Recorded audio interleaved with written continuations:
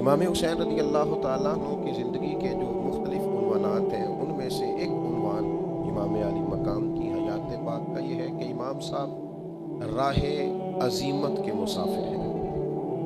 دو رستے ہوتے ہیں، ایک رستہ رخصت کا رستہ ہوتا ہے، ایک عزیمت کا رستہ ہوتا ہے۔ شریعت کی اور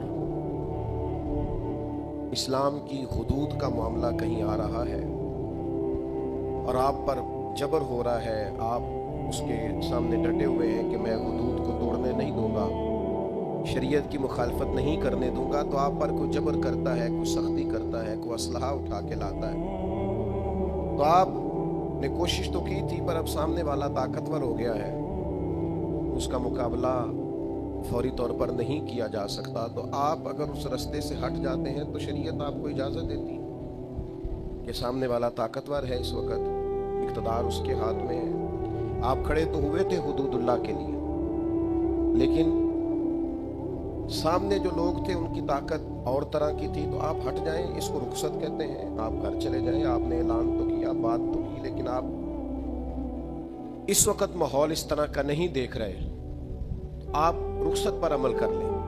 ایک رستہ ہوتا ہے جس کو عزیمت کا رستہ کہتے ہیں کہ ہم حق کے لیے ڈٹ گئے ہیں، اگرچہ شریعت میں گنجائش ہے، ہمیں دین اجازت دیتا ہے کہ ہم رخصت پہ عمل کریں، لیکن ہم ڈٹ گئے کہ جان جاتی ہے تو جائے، پر ہم حق کے رستے میں کھڑے رہیں گے، اسے عزیمت کا رستہ کہتے ہیں،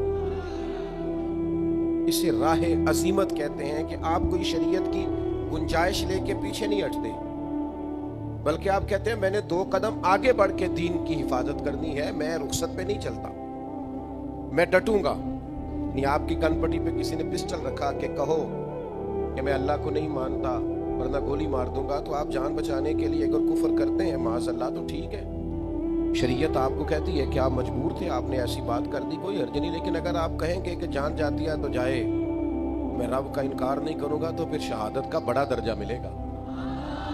ایک رخصت ہے اور ایک عزیمت ہے۔ امام حسین رضی اللہ تعالیٰ عنہ کا جو رستہ ہے وہ عزیمت کا رستہ ہے کہ چھوڑی سی گنجائش دے کے کہ چلیں جی مجھے دین اتنی گنجائش دیتا ہے، آج ہم سارے ہی اللہ ماشاءاللہ راہ رخصت کے قائل ہیں، ہمیں یہاں گنجائش ملتی ہے، ہم فوری طور پر وہ رستہ اختیار کرتے ہیں۔ اللہ کے بندوں کا یہ طریقہ تھا کہ وہ شریعت کی رخصت پر فوراً عمل نہیں کرتے تھے، بلکہ وہ کہتے تھے عزیمت کا رستہ اختیار کرنا ہے، اگرچہ وہ کٹھن کیوں نہ ہو۔ اور اللہ کا قرآن بھی چاہتا ہے کہ انسان مشقت والے رستوں کا تعین کرے، جان بوجھ کے اپنے آپ کو تکلیف میں نہ ڈالے، ایسا کوئی کام نہ کرے کہ جو 2 قدم زیادہ ہو، اس سے بھی حضور نے منع کیا، دین راہ اعتدال ہے، لیکن ویسے انسان کو رب نے پیدا مشقت میں کیا ہے۔ مقصد حیات ہوتا ہے نا، کوئی چیز کس لیے پیدا کی گئی، یہ اپنے دل کی تختی پہ لکھ لے قرآن مجید کا فیصلہ کہ نہ آرام سکون کے لیے دنیا میں آئے ہیں، نہ بہترین کھا کے نرم گداز بستروں پہ آرام کرنے آئے ہیں، نہ اس لیے دنیا میں آئے ہیں کہ کوئی ہمارا دروازہ نہ کھٹکھٹائے، کوئی ہمیں تکلیف نہ آئے، کوئی ہمیں بیماری نہ آئے، یہ ہو نہیں سکتا نا، ایسا ممکن نہیں۔ اللہ کریم نے قسمیں اٹھا اٹھا کے قرآن میں کہا لا اقسم بہذا البلد، مجھے اس شہر کی قسم ہو، وانت حل بہذا البلد، اس طرح کہ اے محبوب آپ اس شہر میں موجود ہیں، مجھے شہر مکہ کی قسم ہو۔ فرمایا ووالد وما ولد، باپ کی قسم ہو اور اس کی اولاد کی قسم ہو، یعنی جناب آدم کی قسم ہو، جناب آدم کی اولاد کی قسم، شہر مکہ کی قسم، آپ اس میں تشریف فرما ہے، اس کی قسم، محبوب مجھے جناب آدم اور ان کی اولاد کی قسم، قسمیں اٹھا اٹھا کے رب کہتا ہے لقد خلقنا الانسان فی کبد، تحقیق ہم نے انسان کو مشقت میں رہتا ہوا پیدا کیا، اس کا خمیر ہی ایسا بنایا ہے کہ یہ مشقت میں رہتا ہوا پیدا کیا گیا، مشقت میں۔ آپ دیکھیے انسان رحم مادر میں ہوتا ہے، ماں کے پیٹ میں ہوتا ہے تو ہر وقت ڈر لگا رہتا ہے ضائع نہ ہو جائے، پھر یہ پیدا ہوتا ہے تو کتنی تکلیفوں سے گزرتا ہے، بالکل جب نونہال ہوتا ہے تو کیسے اسے سنبھالا جاتا ہے، پھر یہ ماں کا دودھ پینے کے قابل ہوتا ہے، پھر دودھ چھڑانے کا ٹائم آتا ہے، وہ کتنا مشقت والا کام ہے، کتنا تکلیف والا کام، پھر یہ اپنے قدموں پہ چلنا شروع کرتا ہے تو کئی دفعہ گرتا ہے، پھر یہ تعلیم کے مراحل سے گزرتا ہے، پھر کام کاج کے مراحل سے گزرتا ہے، زندگی مشقت کے ساتھ گزارتا ہے۔ آپ کو پتہ ہے دنیا میں دکھی کون رہتے ہیں؟ جو سکھی رہنے کے چکر میں۔ دنیا میں پریشان کون رہتے ہیں؟ جو زیادہ خوشحال رہنے کے موڈ میں۔ لقد خلقنا الانسان فی کبد، پیدا کرنے والا فرماتا ہے ہم نے انسان کو مشقت میں رہتا ہوا پیدا کیا ہے۔ اس کا خمیر مشقت ہے، اس کو جو ترکیب کیا گیا ہے جن عناصر سے، وہ عناصر مشقت سے بنے۔ اس کو عمر بھر جدوجہد کی ہے۔ جو ہمارے ہاں بعض لوگ کہتے ہیں نا جی میں نے کچھ نہیں کرنا، تو آپ اپنے ساتھ زیادتی کر رہے ہیں۔ آپ کا خمیر ہی مشقت ہے۔ آپ بوڑھے ہو جائیں یا ریٹائر ہو جائیں یا کسی جگہ بھی چلے جائیں، وہ ہمارے بزرگ کہا کرتے تھے نا کہ اگر ہم بیٹھ گئے تو پھر ہم بیٹھ ہی گئے، لہذا بیٹھنا نہیں، کچھ نہ کچھ کرتے رہنا۔ مشقت، جدوجہد، عزیمت کا رستہ، آگے بڑھ کے کوشش۔ شیخ سعدی رحمۃ اللہ علیہ فرماتے ہیں کہ بہت سارے لوگ تعلیم کے مسئلے میں پریشان ہو جاتے ہیں، مایوس ہو جاتے ہیں، مجھے نہیں یاد ہوتا، مجھ سے نہیں پڑھا جاتا، یہ میرے والا کام نہیں۔ اللہ کے محبوب علیہ السلام نے تو فرمایا طلب علم ہر مسلمان پر فرض ہے۔ حالانکہ حضور جانتے ہیں سارے ذہین نہیں، سب کو یاد نہیں ہوتا، لیکن فرمایا ضرورت کے مطابق علم حاصل کرنا ہر مسلمان پر فرض ہے۔ کرے کیا؟ تھوڑی سی ذرا مشقت کر لو، تھوڑی ذرا محنت کر لو، تھوڑی ذرا جدوجہد کر لو۔ کسی کو 3 دفعہ دہرانے سے یاد ہوتا ہے تو چل 13 دفعہ دہرا لے، تو تھوڑا تیز ہو جائے اس کام میں۔ مشقت نہیں کرتے، سیکھتے نہیں، جدوجہد نہیں کرتے۔ ہم راہ علم کے معاملے میں وہ سختیاں نہیں جھیلتے جو ہمیں جھیلنی چاہیے۔ ہم اس طرح سے اس کے اندر اپنے دل کو لگاتے نہیں، ذہن کو کھپاتے نہیں۔ ہمارا مزاج نہیں ہوتا کہ ہم صحیح طور پر نبی پاک صلی اللہ تعالی علیہ وسلم کو وضو کرایا تھا حضرت عبداللہ ابن عباس نے، تو میرے قریب خوش ہو گئے اور خوش ہو کے دعا دی، یا اللہ اسے علم اور حکمت عطا فرما۔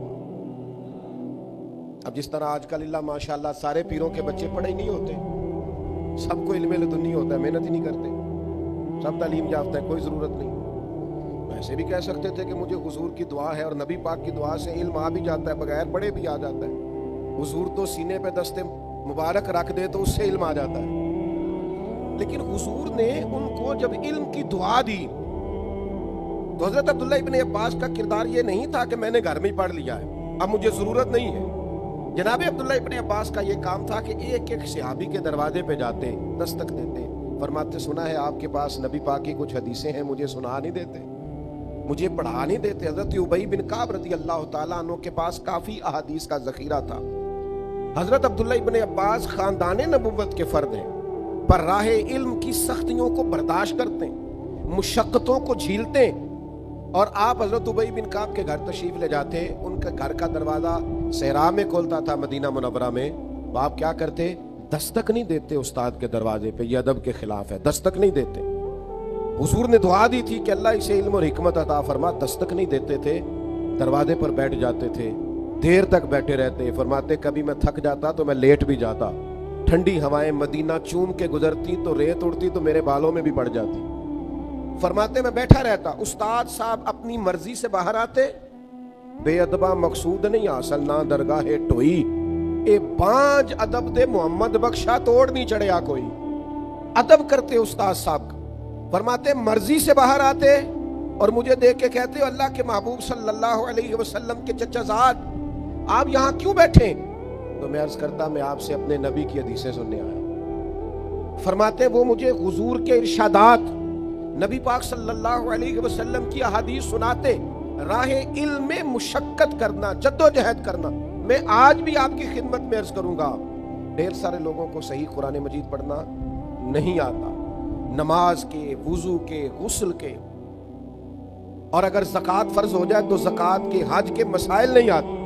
وہ بھائی اب تو بڑا آسان ہو گیا ہے، آپ تھوڑی جدوجہد کریں، دو دو ایک ایک لائن کر کے سیکھیں، آپ کوشش فرمائیں، مشقت کرا اختیار کریں۔ آپ رات کو آ کے کسی استاد کے پاس بیٹھیں، آپ سر شام کسی سے تعلیم لیں، لیکن تھوڑا سا نا، تھوڑی سی مہربانی کریں۔ وہ بھائی مشقت تو کرنی پڑتی ہے، روٹی پک کے بھی آ جائے اور کوئی لا کے بالکل آپ کے سامنے بھی رکھ دے، اماں پیار کرنے والی ہو تو لقمہ بھی منہ میں ڈال دے، تو چبانے کی تکلیف تو پھر بھی کرنی پڑے گی کہ نہیں؟ آپ کو کچھ نہ کچھ مشقت تو بہرحال کرنی، تھوڑی بہت تو مشقت वो कोई आदमी था ना, तो वो मुस्कुराने, कुछ लोग ऐसे होते हैं वो बेचारे मुस्कुराने की तकलीफ भी नहीं करते कि चलो माहौल अच्छा हो जाए, मेरी वजह से बाकी भी मुस्कुरा देंगे, तो उनकी भी किसी ने मिन्नत की। उसने कहा हल्का सा तबस्सुम हो जाए तज़ीने गुलिस्तां की खातिर, तकलीफ तो तुमको होगी मगर पर तकलीफ जरा सी सहता जा, और चल थोड़ा मुस्कुरा दे, इसमें तकलीफ तो होगी। कुछ बंदे संजीदा होते हैं ना जी, हल्का सा तबस्सुम हो जाए तज़ीने गुलिस्तां की खातिर, जरा फूल महकने लगेंगे, दाएं बाएं माहौल अच्छा हो जाएगा, हल्का सा तबस्सुम हो जाए तज़ीने गुलिस्तां की खातिर, और तकलीफ तो तुमको होगी मगर कल तकलीफ जरा सी सहता जा। तो भाई आप मुशक्कत का मिजाज, इल्म के रास्ते में मुशक्कत, फिर अमल के रास्ते में मुशक्कत। मुझे पता है नमाज पढ़ना आसान काम नहीं, आसान काम नहीं है इबादत करना। ये कदम कदम पे शैतान, वो जो बड़े सियाने हैं जिनको पता है नमाज जरूरी है, जो हर जगह खड़े होके कहते हैं यार जिंदगी का पता कोई नहीं, फलाना भी चला गया फलां भी चला गया, पर पढ़ फिर भी नहीं पाते। ये आसान काम होता तो सारे मुसलमान नमाजी होते। अल्लाह कहता है वस्ताईनु बिस्सब्र वस्सलात, ऐ ईमान वालों सब्र और नमाज से मदद मांगो, व इन्नहा लकबीरतुन, ये दोनों काम है मुश्किल, सब्र भी मुश्किल है, नमाज पढ़ना भी, इल्ला अलल खाशिईन, मगर जो अल्लाह से डरते हैं उन पर कोई मुश्किल नहीं, उनके लिए नमाज पढ़ना भी आसान है, सब्र करना भी आसान। मुशक्कत है।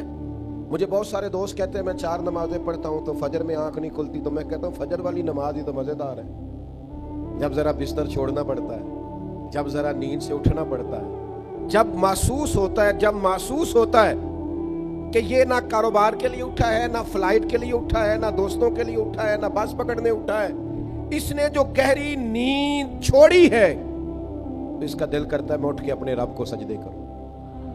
आप जरा गौर फरमाए ना, अगर ये मुशक्कत वो तहज्जुद के लिए करे इबादत की, यानी ऐन शहरी में उठे, और हुजूर फरमाते हैं अगर जवान उठे, नौजवान उठे, चढ़ती जवानी है, जज्बात है, नींद भी गहरी आती है, सोने को भी जी चाहता है, घर में एसी भी लगा हुआ है, सहूलियात भी है, पर सारा कुछ छोड़ के उठा है तहज्जुद पढ़ने के लिए। तो अल्लाह के प्यारे रसूल सल्लल्लाहु ताला अलैहि वसल्लम फरमाते हैं जवान आदमी जब तहज्जुद पढ़ने के लिए खड़ा होता है ना, तो उसे देख के रब मुस्कुराता है जो उसकी शान के लायक, अल्लाह मुस्कुराता है जो उसकी शान के लायक है, जो उसकी अजमत के लायक है, जो उसको शाया है। समझ लीजिएगा और याद रखिएगा, पहले इल्म के रास्ते की मुशक्कत, इसके बाद अमल के रास्ते की मुशक्कत, इबादत के लिए जद्दोजहद, थोड़ी सी कोशिश करना, थोड़ी हिम्मत करना, और थोड़ी जद्दोजहद के साथ इबादत को सर अंजाम देना, और फिर तरबियत औलाद के लिए थोड़ी सी मेहनत करना, कोशिश करना। आपकी खिदमत में अर्ज करूं, हमारी औलादें हमसे बड़ा ही सीखती हैं, हमारे लबो लहजे से, हमारे खाने पीने से, पहनने से, ओढ़ने से। हमें थोड़ी मेहनत करनी होगी अपनी औलाद की तरबियत के लिए। लेक्चर ना दें उनको, अपना किरदार बेहतरीन करें। आपकी जुबान पर घर में बैठे कभी कोई कमजोर जुमला ना आए, कभी कोई गाली ना आए, कभी कोई ऐसा लफ्ज ना आए जो बच्चों के ज़हनों पर नक्श हो जाए। आपको कभी बच्चे किसी की तौहीन करता ना देखें, किसी का मजाक उड़ाता ना देखें, किसी की गुर्बत में उसकी गुर्बत का मजाक उड़ाता ना देखें। आपके बच्चे कभी ऐसा ना महसूस करें कि हम किसी से बड़े। एक गवर्नर थे जनाब उमर के ज़माने में, उनके बेटे ने किसी गरीब के बेटे पर जुल्म किया, तो जनाब उमर ने उनके बेटे को दुर्रे लगाए, तो बाद में कहा इस गवर्नर को भी सजा दें, इसे ऊंट चराने पे लगाएं। तो जनाब गवर्नर साहब की क्या गलती, गलती तो बेटे की है। तो जनाब उमर फरमाने लगे ये इसके दिल में बात किसने डाली है कि तू गवर्नर का बेटा है, किसने सिखाया है कि तू चौधरी का पुत्र है, किसने बताया है कि तेरी शान बड़ी है, तू आगे ये सजा का हकदार है। आपको थोड़ा सा अपने आप को समेटना पड़ेगा, थोड़ी मेहनत करनी पड़ेगी। अब आप बचपने से निकल आए, अब आपकी औलाद है, तो आपको सबसे पहले अपना किरदार पेश करना होगा, आपको वो रास्ता इख्तियार करना होगा जो मेहनत का रास्ता है। फिर मैं आपकी खिदमत में अर्ज करूं, दीन के लिए थोड़ी जद्दोजहद करें।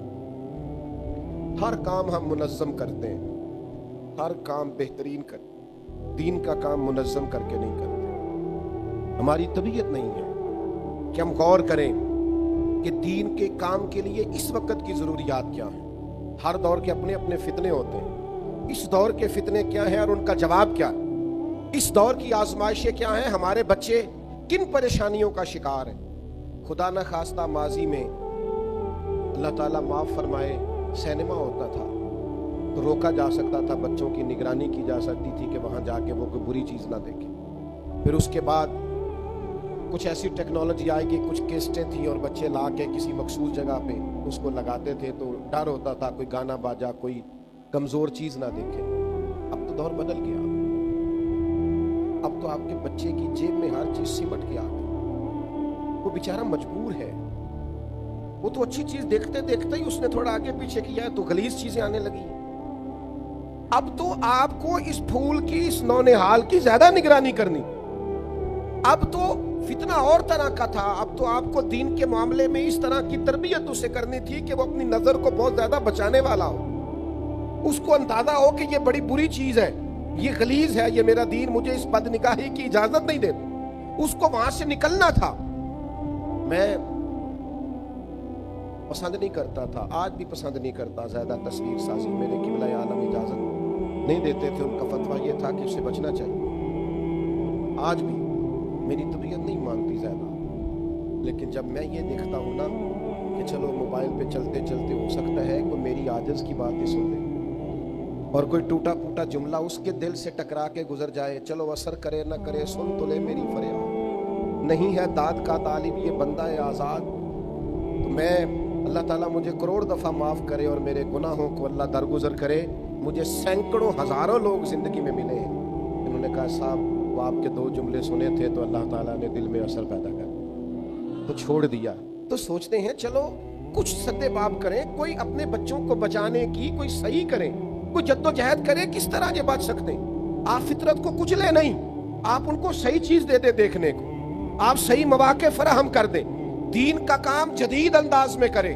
آپ غور کریں، اب مدارس کو بھی بہت عمدہ ہونا چاہیے، اب مبلغین کی تیاری بھی جدید فتنوں کے لیے ہونی چاہیے، اب ہماری مشقتوں کا رخ بڑھنا چاہیے، اب ہمیں ایک ایک جوان پر، ایک ایک مسلمان پر محنت کرنی چاہیے۔ ہم کام نہیں کرتے، جد و جہد نہیں کرتے، سارے کام بڑی حکمت سے کریں گے، دانائی سے کریں گے، اس میں جدت لائیں گے۔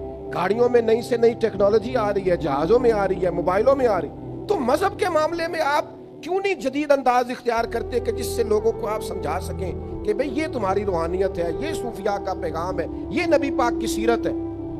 آپ کیوں اس طرح کتاب و سنت کا عنوان بیان کرتے ہیں کہ لوگوں کو لگے یہ بڑا مشکل کام ہے، میں نہیں کر سکتا۔ آپ انہیں بتائیں کہ رسول پاک کا سارا اسوہ نور عمل کرنے کے لیے امام حسین کی زندگی، میں آپ کو آج اس ہزاروں کے مجمع میں، اس نورانی محفل میں جس میں ایک ایک فرد کا چہرہ حضور کی اولاد کی محبت سے چمک رہا ہے، بہت کم لوگوں کو آسانی حاصل ہے، آپ تشریف لائیں اور اس محبت سے اتنی بڑی تعداد میں آئیں۔ میں آپ کو ذمہ داری سے بتانا چاہتا ہوں کہ جو لوگ سر اٹھا کے جینا چاہتے ہیں اور جو لوگ اپنی عزت اور وقار کے ساتھ زندگی گزارنا چاہتے ہیں اور جو کسی جگہ جھکنا نہیں چاہتے اور جو کبھی کمزور نہیں پڑنا چاہتے اور جو ٹینشن سے، ڈپریشن سے، انزائٹی سے، سٹریس سے باہر رہنا چاہتے ہیں، ان کا ایک ہی علاج ہے کہ وہ امام حسین کی زندگی کو پڑھا کریں، وہ حسین ابن علی سے فیضان حاصل کریں، ان کو سمجھ آئے گی کہ جینا کس کو کہتے ہیں، کھڑا ہونا کس کو کہتے ہیں، حوصلہ کس کو کہتے ہیں، صبر کس کو کہتے ہیں، فکری تازگی کیا ہوتی ہے، توانائی کیا ہوتی ہے۔ اور مجھے کہہ لینے دو، ان کو پتہ چلے گا، سیدہ کا لال بتائے گا کہ اطمینان کس کو کہتے ہیں، سکون کس کو کہتے ہیں، طبیعت کا ٹھہراؤ کیا ہوتا ہے۔ یعنی امام حسین کی مسکراہٹ، ان کا اطمینان، ان کا کربلا کے میدان میں سارے زخم کھا کے مسکرانا، یہ مار گیا تھا یزیدیوں کو، یہ تباہ کر گیا تھا یزیدیوں کو، کیونکہ وہ سچے تھے، انہیں سامنے جنت نظر آ رہی تھی، نانا مصطفیٰ کریم علیہ السلام کا استقبال کرنا دکھائی دے رہا تھا، انہیں نظر آ رہا تھا مولا علی مجھے سینے سے لگائیں گے، میری ماں سیدہ مجھے اپنی باہوں میں لیں گی، نظر آ رہا تھا، کیونکہ سچے تھے، حق پہ تھے، لہذا جان بھی دی تو مسکرا مسکرا کے دی۔ ہم تو دشمن کو بھی پاکیزہ سزا دیتے ہیں، ہاتھ اٹھاتے نہیں، اسے اس کی نظروں سے گرا دیتے ہیں۔ ہے تھوڑا مشکل، مشقت والا، یہ جو شمر تھا نا پانی بند کرنے والا اور حضور کی اولاد پاک کو قتل کرنے والا، جب مختار سقفی کی فوجیں اس کے پیچھے لگی نا تو یہ دوڑا مدینے کی طرف، مضافات مدینہ میں دوڑتا دوڑتا دوڑتا دوڑتا ایک ایسے خیمے میں داخل ہوا جس خیمے کے اندر مصلی پہ امام زین العابدین تشریف فرما رضی اللہ۔ यूं नजर उठी इमाम अली मकाम। दुख भी नहीं बंदे को भूलते, दुश्मन भी बंदे को नहीं, जिसने तकलीफ दी हो वो भी अक्सर याद आता है। तो इमाम ने यूं नजर उठाई, देखा क्योंकि वो दौड़ा आया था, गर्मी का मौसम था तो सांस फूला हुआ था। तो इमाम फरमाने लगे पानी पिलाऊं? दुश्मन है ना। मैंने कहा काम मुश्किल है पर इंसान आया ही मुशक्कत में, अगर अपने आप को मुशक्कत में डाले ना। पानी पिलाऊं किसको जिसने पानी बंद किया? तो शिमर समझा कि इन्होंने पहचाना नहीं। इमाम उठे, मटके से पानी प्याले में डाला और भर के दिया, कब पी लो। प्यास बड़ी शदीद थी, वो पी गया। इमाम ने एक प्याला और भर के दिया, तीसरा प्याला और दिया, जी भर के पानी पी लिया, थोड़ा सस्ता लिया, सांस बहाल हो गई। इमाम मुसल्ले पे चले गए। उसे भी महसूस हुआ कि जो फौज मेरे पीछे लगी थी वो दाएं बाएं हो गई। वो बाहर निकला। हाय काम तो मुश्किल है, पर मैंने कहा दुश्मन को इस तरह भी मारा जा सकता। ये भी है किरदार और इखलाक की अजमत जिससे दुश्मन कत्ल होते हैं। बाहर जाके ना तो वो शर्म से पानी पानी हो गया, लौट कर फिर अंदर आया। उसे पता था कि फौजी मेरे पीछे है, मरना तो मैंने है ही, तो एक सच ना बोल जाऊं जाते जाते। कहने लगा ज़ैनुल आबिदीन शायद पहचाना नहीं, शर्म से गर्दन झुकी हुई, शायद आपने पहचाना नहीं। तो इमाम अल्लाह का जिक्र कर रहे थे, यूं आंख मुबारक उठाई, फरमाया करबला में मेरा सारा खानदान तूने प्यासा ज़िबा कर दिया, मैं तुझे भुला सकता हूं? तू जैसे ही अंदर आया है मुझे 6 माह के अली असगर की वो खून में लथपथ लाश मुबारक याद आ गई थी। तू जैसे ही अंदर आया मुझे चचा अब्बास के कटे हुए बाजू और उनकी दर्द याद आई थी। मैंने अपनी पुप्पी को जिन सिसकियों के वो अपने आप को समेटते और सब्र करते देखा है, वो कैफियत याद आई। और तू जैसे ही अंदर आया है मुझे अपने बाप का नेज़े पे चढ़ा हुआ सर याद आया था। ये कहते कहते इमाम के फिर आंसू निकले। आंसू पूछे तो शिमर घुटनों के बल बैठ गया। कहने लगा ज़ैनुल आबिदीन पहचान गए थे तो फिर पानी क्यों पिलाया? तो इमाम ने यूं करके आंसू पूछे। कहने लगे मजबूर बड़ा हूं ना, अली का पोता हूं, मैं करूं क्या? मैं अली का पोता हूं, सैयदा का पोता हूं, मैं हुसैन का बेटा हूं, मेरे घर का रिवाज ही कुछ इस तरह का है। मैं अपनी खानदानी वजाहत से मजबूर हूं, तुम्हारा काम पानी बंद करना है। हमें सिखाया गया है दुश्मन भी आए तो प्याले भर भर के पिलाना है। तो अगरचे मुश्किल है पर ये मुशक्कत करनी है, इखलाक को उस दर्जे पर लेके जाना है। हमारा स्टेटस नहीं कि दुश्मन की तरह उसकी सतह पे आकर उससे मुकाबला करें। हमारे उस्ताद साहब थे, तो किसी साहब ने ना कोई मसला ऐसा उठाया अकीदे के ताल्लुक से, और साथ उसने बड़े बड़े गलीज लफ्ज बोले। तो उस्ताद साहब फरमाने लगे जो दलील उसने मांगी है उसका जवाब तो मेरे पास है, मैं दे देता हूँ, और ये जवाब है। दूसरा फरमाने लगे जो जुबान उसने इस्तेमाल की है वो मुझे ना मेरे दीन ने सिखाई है ना मेरे उस्ताद ने सिखाई। ये लबो लहजा मोमिनों का लबो लहजा। स्टेज पे भी आप वो बोलियां बोलेंगे जो बाजारों में बोली जाती, आप दीनी और मजहबी स्टेज पर भी वो कलाम करेंगे जो घटिया लोग करते हैं, जो अंदाज दुरुस्त नहीं होता, जो शान आम मोमिन की नहीं, वो आप बात करेंगे। तो थोड़ी मुशक्कत करें, अजीमत का रास्ता इख्तियार करें, रुखसत पर अमल ना करें, थोड़ी मुशक्कत हो। इसमें थोड़ी सी ना हजरत अब्दुल्ला जुल बजादैन एक सहाबी थे, कलमा पढ़ गए। वालिद पहले नहीं था, चचा ने पाला था। चचा से कहने लगे मैंने हुजूर के पास जाना है। तो कहने लगा अगर जाना है तो सारा कुछ छोड़ के जाना पड़ेगा। कहते मैं पहले भी कई दफा सोच चुका था कि तू यूं ही कहेगा। उसने पैसे भी जेब से, ये देखो ये रास्ता है अजीमत का रास्ता। रुखसत तो ये थी ना कि अभी मैं मजबूर हूं, असबाब नहीं है, कैसे आऊं। ये रास्ता रुखसत गुंजाइश थी। चचा ने कहा कि मैंने चूंकि सारा कुछ दिया है, जेबें खाली करो, कर दी, कोई जमीन में से हिस्सा नहीं मिलेगा। चचा जरूरत ही नहीं, कहा ये हर चीज मैं रख लूंगा, का रख ले। ओ सुनो ना, राह अजीमत भी तो कोई राह होती है। ये क्या हुआ कि मेरे पास 10 करोड़ था तो मैंने लाख अल्लाह के रास्ते में दे दिया, ये भी तो जरा देना देखो ना। मैं इतने लाख लगा के हाज उमरे पे गया, ये भी मदीने जा रहे हैं, जरा इनका भी हुजूर के बारगाह आली मर्तबत में जाना देखो ना। रुखसत हो रहे हैं हर चीज दे के। चचा ने पीछे से आवाज दी, कहा ये जो कुर्ता और तहमद आपने पहन रखा है ना, शलवार कमीज, ये भी मैंने दिया था। उतार के ना वो कुर्ता भी और वो लिबास भी चचा को दिया। तेनू लब दिया आप गवाचे।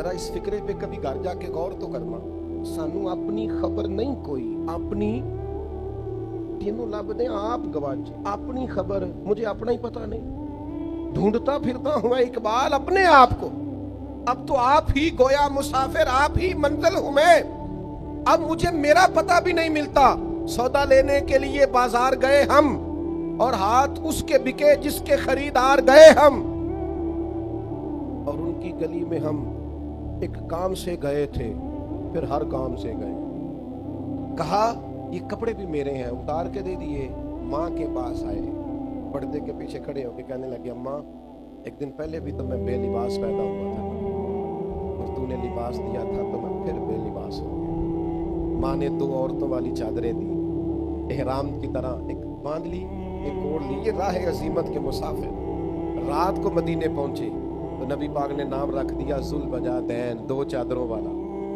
پھر لباس بھی ملا، پھر گھر بھی ملا، زندگی پھر رہی تھی بھٹکتی ہوئی، میری خانہ بدوشی کو گھر مل گیا، پھر حضور کی عالی مرتبت بارگاہ میں رہنے لگے، پھر ایک دن تیز بخار آیا، پھر روح پرواز کر گئی۔ صحابہ فرماتے ہیں اور راہ عظیمت اختیار کرنے والے اور حضور کے لیے مشقت سہنے والے اور تیرے نصیبوں پہ قربان جائیں۔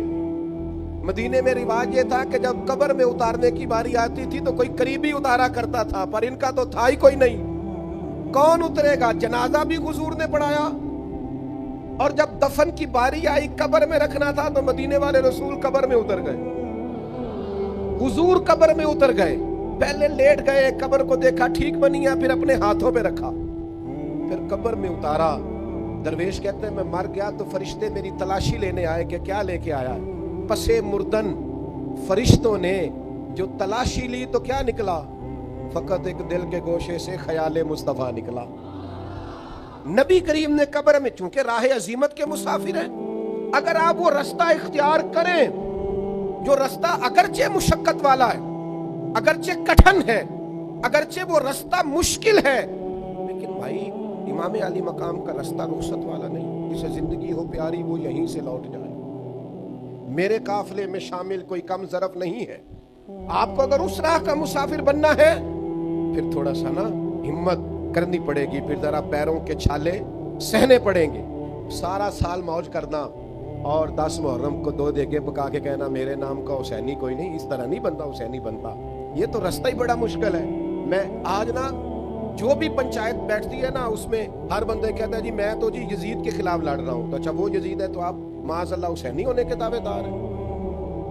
میں آپ کو بڑی ذمہ داری سے سوچ سمجھ کر عرض کرتا ہوں، تمام صحابہ کی عظمتوں کو سلام، ہر ایک کی قدموں کی خاک ہماری آنکھوں کا سرما، جہاں جہاں سے وہ گزرے، اہل بیت نبوت کا ہر فرد ہماری آنکھوں کا تارا، اور بڑا مشکل کام ہے حسینی بننا، بڑا مشکل، یہ راہ بڑا مشکل، یعنی اپنے ہاتھوں پہ 6 مہینے کے بچوں کو اپنے سامنے روحوں کو پرواز ہوتے دیکھنا، کمر ٹوٹ جاتی ہے، لوگوں کے حافظے کمزور ہو جاتے ہیں ایک بیٹے کا جنازہ پڑھ کے، لوگ بہکی باتیں کرنے لگ جاتے ہیں، لوگ کہتے ہیں جب سے بیٹا گیا ہے نا اس کی طبیعت اور طرح کی ہو گئی، یہ بڑا بوجھ والا کام ہے۔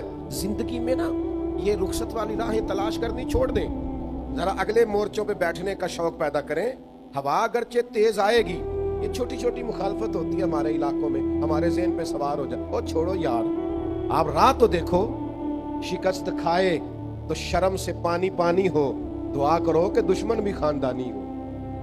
آپ کسی مضبوط دشمن تو اچھا، آپ چھوٹی چھوٹی باتوں سے پریشان ہو گئے۔ اپنی زندگی میں وہ راہ جو عظیم، یہ دیکھو نا 2 صحابہ ہیں، احد کی رات ہے، حضرت سعد بن ابی وقاص اور حضرت عبداللہ بن جہش رضی اللہ تعالیٰ، صبح نہ احد کی جنگ ہونی تھی، تو حضرت عبداللہ حضرت سعد بن ابی وقاص سے کہنے لگے یار صبح جنگ ہونی ہے، دعا نہ کر لیں؟ فرمایا ٹھیک ہے کر لیتے ہیں۔ تو حضرت سعد دعا کر رہے ہیں، کہتے ہیں اللہ صبح میرا نہ کسی مضبوط دشمن سے مقابلہ ہو، وہ مجھ سے لڑے میں اس سے لڑوں، آپ دعا کر دیں، اور جناب عبداللہ آمین کہتے ہیں، یا اللہ مجھ سے لڑے میں اس سے لڑوں، پھر میں اتنی طاقت سے لڑوں کہ اسے گراؤں، پھر میں تیرے دین کی اس دشمن کو قتل کروں، پھر اس کی زرہ اتاروں، پھر اس کی تلوار لوں، مال غنیمت میں جمع کراؤں، پھر حضور کی بارگاہ میں جا کے گویا شاباشی لوں، کہتے ہیں میں نے دعا کر دی, انہوں نے آمین کہہ دیا. اب حضرت عبداللہ کہنے لگے چل اب میں دعا کرتا ہوں, تو آمین کہنے لگے اللہ سویرے میرا کسی مضبوط دشمن سے مقابلہ کرا. کہا آمین. حضرت عبداللہ دعا مانگ رہے ہیں, جناب سعد آمین کہہ رہے ہیں. کہا اے اللہ وہ مجھ سے لڑے میں اس سے لڑوں. کہا آمین. اے اللہ پھر نہ اتنی شدید جنگ ہو کہ وہ کافر مجھ پر غلبہ پا جائے. یوں آنکھ کھولی حضرت سعد.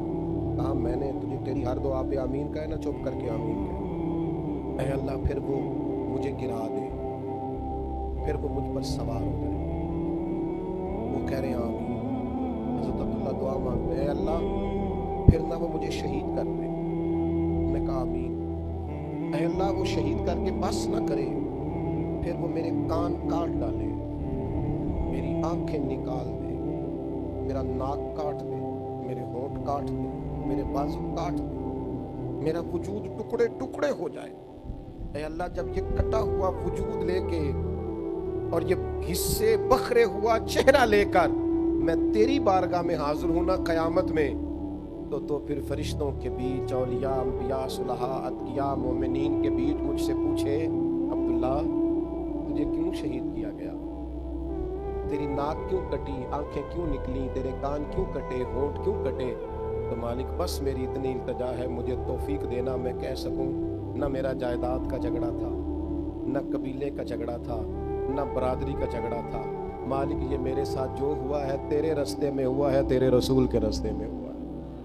بس میں چاہتا ہوں جے تو چڑھے آؤتے دار بھی نہیں, اور جے تو وکیا عشق بازار بھی نہیں, ایڈا سستا سودا پیار بھی نہیں, ایڈا سوکھا لبدا میرے جی حضرت صاحب میرے نہ بڑا پیار کر دینے تے, وہ تے اللہ والے نے انہوں نے کام ہی پیار کرنا ہے. تو اپنی حرکتاں دیکھ, کئی جنگل گانے پیندے نے, کئی دوزخ لنگنے پیندے نے, جو اس ملوں بھی مل جاوے تے ایدوں سستا ہور وپار بھی نہیں. مجھ سمجھ نہیں آندی لوکاں نوں اوکا دے نال شہید کرے, ڈٹھی یار دے ہاتھ تلوار بھی نہیں, پر او دا خالی جاندا وار بھی نہیں. دوستو یہ نا یہ رخصت کی راہیں نہ تلاش کرو جی, وہ میں تھوڑا سا کر لوں, میں تھوڑا سا رہنے دوں, تھوڑا سا نا. یہ دیکھو ذرا راہ محبت میں نا اور بھی رستے آتے ہیں. کئی دفعہ نا لوگ آپ کو کہتے ہیں کہ آپ کے محبوب نے تو آپ کے ساتھ یوں کر دیا, آپ کو تو وہ مطلب اس طرح سے پذیرا ہی نہیں, آپ کا تو وہ کام ہی نہیں, آپ کی تو وہاں وہ اہمیت ہی نہیں. آپ کو بڑے بڑے رنگوں میں لوگ معاذ اللہ ثم معاذ اللہ, یہاں تک لوگ کہتے ہیں جی 5 نمازیں پڑھتا ہوں, کام تو میرا پھر نہیں چلتا, میں تو بڑے صدقات دیتا ہوں. آپ کا ذہن بنایا جاتا ہے کہ آپ کی تو قبولیت ہی نہیں, آپ تو وہاں تک پہنچے ہی نہیں, آپ کو تو وہ ملا ہی نہیں, آپ کو تو قربت ہی نہیں. معاذ اللہ تعالیٰ لوگوں کو خیال ہوتا ہے اتنا دین پہ عمل کیا تو مجھے کیا ملا. یہ بڑی شاطرانہ چال ہے نفس اور شیطان کی. ایک صحابی تھے حضرت ابو بصیر رضی اللہ تعالیٰ, یہ صلح حدیبیہ کے فوراً بعد نہ مکہ مکرمہ سے مسلمان تھے, ہجرت کر کے مدینے آئے. تو نبی پاک علیہ السلام نے ایک شرط طے کی تھی کفار کے ساتھ کہ وہاں سے جو شخص اپنے آقا کی اجازت کے بغیر یہاں آ جائے گا اگرچہ مسلمان ہو ہم واپس کر دیں گے, اور یہاں سے اگر کوئی گیا تو وہ واپس نہیں کریں گے. اب بظاہر یہ شرط برابر کی نہیں تھی, لیکن اس کا بڑا فائدہ ہوا. جو مسلمان مکے سے آتا تھا پتا تھا حضور تو رکھیں گے نہیں اور مکے واپس جا نہیں سکتا, وہ تیسری جگہ جا کے بیٹھتا تھا اور اسلام کا ایک نیا ڈیرہ آباد ہو جاتا تھا. بہت سارے مسیابی شہروں میں جا کے بیٹھے اور پورے کا پورا شہر اور قبیلہ ہی مسلمان کر لیا. حضرت ابو بصیر کسی طریقے سے نہ مکہ مکرمہ سے مدینہ طیبہ پہنچے. اب حضور نے اس شرط پر سائن کیے ہوئے تھے کہ کوئی مکے سے مدینے آ گیا تو ہم واپس کر دیں. کافروں نے 2 بندے بھیجے کہ جائیں سرکار کا وعدہ ہے تو ابو بصیر کو واپس لائیں. وہ دونوں آئے, جناب ابو بصیر کو لینے کے لیے نبی پاک علیہ السلام کی خدمت میں عرض کیا یا رسول اللہ صلی اللہ علیہ وسلم, یہ آپ نے وعدہ کیا تو ان کو واپس بھیجیں, تھوڑی دیر کے لیے ذرا غور کرنا. کتنا مشکل تھا سرکار کے لیے آئے ہوئے کو واپس بھیجنا, لیکن حضور نے فرمایا ہم وعدہ کر چکے ہیں, ہم تمہیں مدینے نہیں رکھ سکتے. عرض کی یا رسول اللہ مجھے کوئی شکوہ نہیں گویا, حضور آپ جیسے حکم کریں گے. یعنی ایسا حکم جو بظاہر عام آدمی کی طبیعت کے خلاف ہو, حضور نے مدینے سے بھیج دیا. مدینے سے باہر جا کے جناب ابو بصیر کہنے لگے لو میرے محبوب کا ذمہ ختم ہوا, اب میں جانوں اور تم جانے، کسی طریقے سے ایک کو قتل کیا، دوسرا بھاگ گیا۔ سمندر کے کنارے اس رستے میں ڈیرا لگا لیا جو رستہ مدینے کو جاتا تھا۔ مکے جا نہیں سکتے تھے، مدینے آنے سے حضور نے پابندی لگا رکھی تھی۔ بڑا مشکل کام ہے، بڑا تکلیف ہے۔ یہ عظیمت کا رستہ ہے کہ آپ جس محبوب کے لیے سب کچھ قربان کرنے کو تیار ہیں، بظاہر انہی کے پاس جانے پر آپ پر پابندی ہے، پر یہ راہ عظیمت کے راہی انہوں نے ان دکھوں کو بھی سکھ سمجھ کے قبول کیا۔ کتنا زمانہ بیت گیا ساحل سمندر پہ بیٹھے ہوئے، باقی بھی جن کو جگہ نہیں ملتی تھی، حضرت ابو جندل رضی اللہ تعالیٰ عنہ جیسے عظیم صحابہ اس شرط کی وجہ سے جو مکے اور مدینے میں جگہ نہ پاتے وہ بھی ان کے پاس آتے۔ یہاں نہ انقلابیوں کا، مجاہدوں کی ایک جماعت تیار ہوگی۔ اب کافر یہاں سے گزرتے تو جس طرح وہ مسلمانوں کے قافلوں کو روکتے تھے، یہ کافروں کے قافلے کو روکنے لگے۔ جس شرط پر بڑا اتراتے تھے نا کفار مکہ، اب انہی لوگوں سے وہ پریشان ہوئے کہ یہ تو جگہ جگہ جتھے بن گئے، حضور کے ہاں جا نہیں سکتے، ہم نے ان کو یہاں سے تکلیف دی ہے، قربان جائیں۔ اب شرط ختم کرنے کے لیے خود حضور کی بارگاہ مہربانی کریں، آپ ان کو بلا لیں مدینے۔ کفار آئے، زندگی کے بھی اپنے رنگ ہیں۔ حضرت ابو جندل فرماتے ہیں نبی پاک کا مدینے سے خط آیا، پیغام سبا لائی ہے دربار نبی سے، آیا ہے بلاوا مجھے سرکار نبی سے۔ کہتے ہیں حضور کا خط تشریف لایا جناب ابو بصیر کے پاس کہ آ جا مدینے، نبی پاک کا خط آیا۔ اور ادھر سننا ہو میرے سنگیوں، حضور کا نامہ مبارک آیا، خط مبارک آیا۔ کہتے ہیں جناب ابو بصیر کو نا حضور کا خط دیا تو حالت یہ تھی کہ وہ چارپائی پہ لیٹے تھے، سخت بیمار تھے، آخری وقت چل رہا تھا۔ یوں حضور کا خط پڑھا، مدینے آنے کی اجازت ہو گئی ہے، اور پھر اسے چوما، پھر آنکھوں پہ لگایا، اور کہتے ہیں پھر انہوں نے سینے پہ رکھا، روح پرواز کر گئی۔ لے او سجنا اساں توڑ نہیں پائی، جان بھی دتی تے راہ تیرے۔ اس طرح کا رستہ کہ آخری دم تک نبی پاک علیہ الصلوۃ والسلام کی بات کے وہ پابند رہے۔ راہ رخصت نہ اختیار کرو، چور دروازے نہ ڈھونڈو، راہ عظیمت کے مسافر بنو۔ امام حسین رضی اللہ تعالیٰ عنہ کو سب نے روکا کہ حسین ابھی موقع نہیں ہے، وقت نہیں ہے، حالات کا تقاضا نہیں ہے، ابھی یہ کھڑے ہونے کا وقت نہیں، اور مخلصین نے روکا، پر امام نے کوئی رخصت کی راہ اختیار نہیں کی، راہ عظیمت کی راہ اختیار کی، پتھروں اور چٹیل میدانوں والی راہ اختیار کی، پیاس بھوک اور پردیس کی راہ اختیار کی۔ انہوں نے قربانیوں کا رستہ اختیار کیا۔ وہ آرام سے بیٹھتے، کتنے پیر ہیں جبے کبے پہن کے آستانوں پہ بیٹھے ہیں، لوگ آ جاتے ہیں، یہ مشقت کون کرے؟ امام حسین کے پاس تو آستانہ تھا مدینہ شریف، مسجد تھی مسجد نبوی شریف، غلام تھے صحابہ اور ان کی اولادیں جو اکرام کرتے تھے امام علی مقام کا، ہر چیز موجود تھی، دنیا وہاں سمٹ کے جاتی، پر کوئی بزدلانہ راہ نہیں اختیار کی۔ ہمارے رستے بڑے بزدلانہ سے ہیں، ہمارے رویے بڑے کمزور سے ہیں، ہماری باتوں میں بڑی لچک ہے، ہمارے لب و لہجے میں اجازتوں کا راہ ہے کہ کوئی رستہ نکل آئے تو ہمیں اجازت ہو جائے۔ امام حسین سے سیکھیے، اپنے مزاج کو اس رستے پہ ڈالو۔ میرے بھائی تھوڑا سونا شروع کرو، کم کھانے کی عادت ڈالو۔ ہمارے ایک بزرگ تھے، وہ کسی نے ان سے کہا کہ یہ اولاد بڑی ہو کے سہارا بنے گی، کہنے لگے نا بھائی میں نے کبھی نہیں سوچا بچے سہارا بنے، میری خواہش ہے کہ میں نے کوشش کی ہے دادا دادی کی بھی نوکری کروں، نانا نانی کی بھی کروں، ماں اور باپ کی بھی کروں، جس تک حد تک ہو سکے بہن بھائیوں کی بھی کروں، بیوی بچوں کی بھی، میں جو حقوق ہیں وہ ادا کروں۔ میری خواہش نہیں ہے کہ کل کو میرا کوئی سہارا بنے، مجھے رب رسول کا سہارا ہی ٹھیک ہے، یہی آسرا سب سے بہتر ہے۔ ہم اس طرح کی بھی کوئی تجارت نہیں کرتے، ہم کوشش کرتے ہیں کوئی خدمت ہو جائے۔ یہ جو ہمارا خیال ہوتا ہے نا میری خدمت کی جائے، میری تابع داری کی، آپ چھوڑ دیں، آپ خود خادم بن۔ یہ جو مخدوم بننے کا شوق ہے یہ نکال دیں، میں نے ڈیوٹی کرنی ہے جتنی مجھ سے ہو سکی، ہر وقت ڈیوٹی کا مزاج بنائیں۔ اور یہ جو تھوڑی سی مجھے گنجائش مل گئی ہے، مسواک نہیں تو میں انگلی چلا لوں، میں کھڑا نہیں ہو سکتا چلو بیٹھ کے پڑھنے کی بھی اجازت ہے، میں بیٹھ کے پڑھ لوں، میں فلانے کام کی بھی شریعت۔ آپ اعلیٰ حضرت فاضل بریلوی رحمۃ اللہ علیہ فرماتے ہیں جو مستحب چھوڑتا ہے پھر سنتیں بھی چھوڑتا ہے، جو سنتیں چھوڑتا ہے ایک وقت آتا ہے واجبات کا ترک کرتا ہے، واجب چھوڑتا ہے تو وسوسے آتے ہیں وہ فرض بھی چھوڑنے شروع کر دیتا ہے۔ لہٰذا میں آپ کو بتاتا ہوں اکیلے نماز پڑھنے کا وہ مزہ نہیں جو جماعت سے پڑھنے کا۔ تو رستے نہ نکالا کریں گے یہ بھی تو جائز ہے، اس کی بھی تو گنجائش ہے، اس رستے میں نہ پڑے۔ امام حسین نے ہمیں راہ یہ دی ہے کہ ہمیں عزیمت کا رستہ اختیار کرنا ہے، گنجائشیں نہیں تلاش کرنی۔ اللہ تعالی ہمیں ان کے رستے پہ چلنے کی توفیق دے۔